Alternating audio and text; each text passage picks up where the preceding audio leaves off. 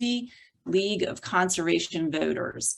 And Isabel's going to tell us about her work helping towns fund stormwater mitigation efforts. Thank you so much for the intro, Dorothy. And I am also going to be showing a presentation, and hopefully I share the right screen. Let's see. All right, can everybody see a presentation slide? Perfect. All right, so as Dorothy mentioned, thank you so much for the kind introduction. And it's also a pleasure and an honor to be here speaking about issues related to stormwater and flooding in the state of New Jersey, and some policy mechanisms and solutions that we can employ to managing stormwater. So like Dorothy mentioned, I'm the Environmental Justice Policy Associate with New Jersey League of Conservation Voters Education Fund. We're a nonpartisan, tax-deductible nonprofit that works to protect our natural precious resources by raising awareness on key environmental challenges and engaging with people and our elected officials to make positive environmental change.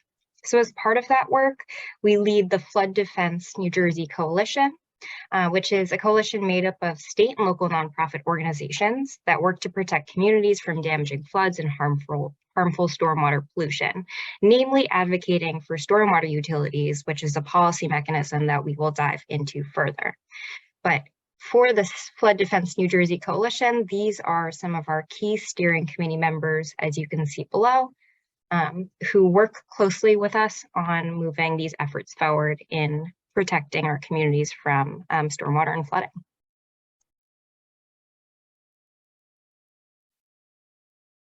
So what is the issue with stormwater in New Jersey? As climate change worsens, we're seeing an increased volume of runoff over time from more extreme storms, harder rainfall at one given time, going off of impervious surfaces, and all going into our waterways and kind of overburdening our sewage systems. 2018 was the wettest year on record for New Jersey, and the jury is still out on whether or not 2021 will be the wettest year in New Jersey as thus far. New Jersey is also the most densely populated state in the nation, with 12% of the state's area being impervious surfaces such as concrete or asphalt or pavement. A lot of man-made infrastructure is impervious. And when it rains, these chemicals and other dangerous pollutants on our streets and parking lots and roads end up washing into storm drains and end up in our lakes and rivers and streams, sometimes also in our communities. That makes stormwater a really serious threat that's responsible for about 60% of pollutants in our waterways. And currently, about 95% of New Jersey's waters don't meet water quality standards. Homes are also more likely to experience a 100-year flood during a 30-year mortgage period, which means more expensive damage and higher insurance costs to homeowners. And we're seeing that through 83% of communities that are already experiencing local inland flooding, and 85% of communities experiencing flooding outside of designated flood hazard areas. So even beyond the areas that we anticipate flooding, we're seeing homes that are getting hit by floods, and they did not anticipate it based on current flood maps. This problem is very expensive.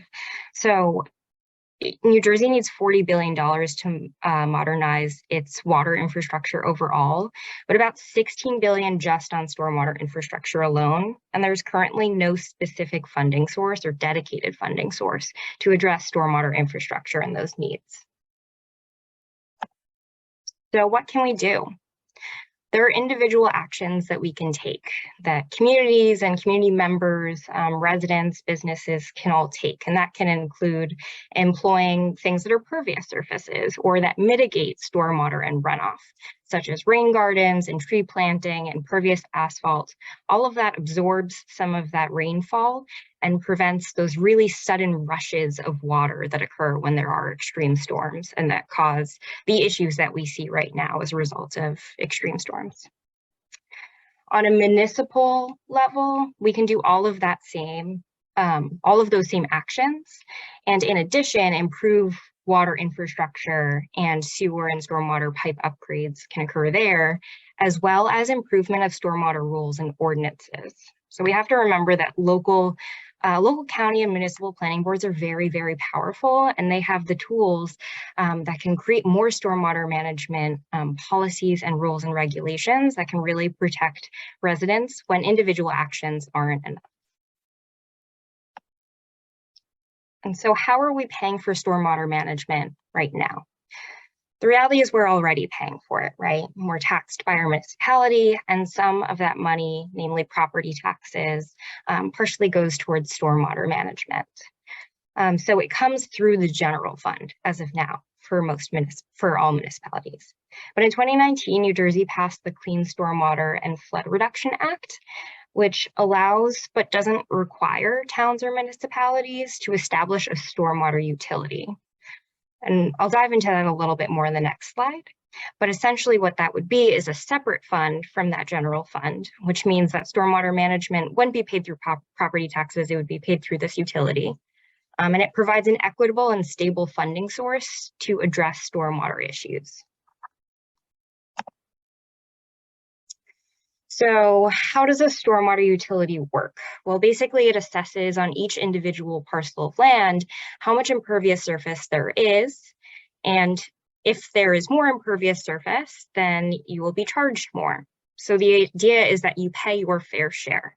If there's a mall or a large parking lot that is just covered in impervious surface, it will be charged more than a small residential homeowner. And that's part of the reason why stormwater utilities has been applied so widely across the country. It's in 1,800 different communities and in 41 different states. And for the average resident, it costs about $4 to pay for the stormwater utility. So it really is equitable in that it charges very little to individual homeowners and makes sure that those who are contributing also have to pay towards stormwater management. Currently, nonprofits and large parking lots and churches don't necessarily have to pay for stormwater management. And what this utility would allow to happen is to get some of that money from these groups that are contributing to the issue around stormwater.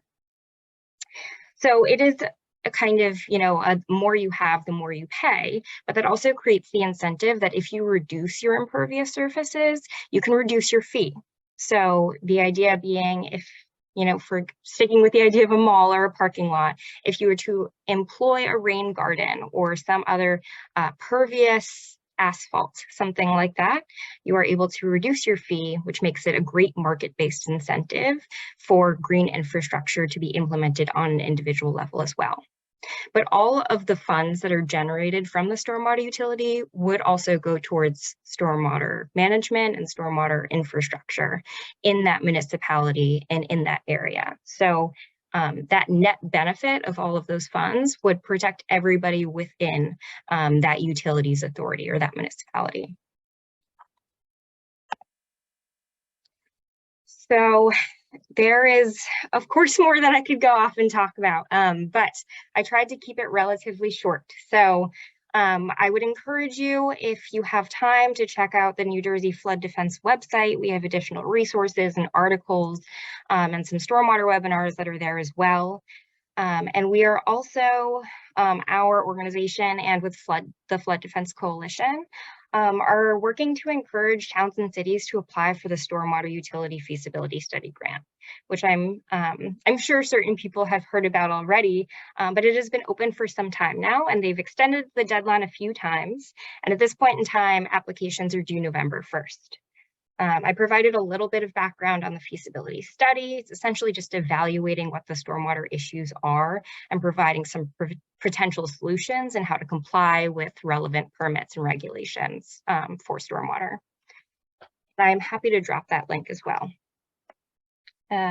So if you have any questions, I'm happy to talk about this offline and to take some questions now as well. And here is my contact information. So thank you so much.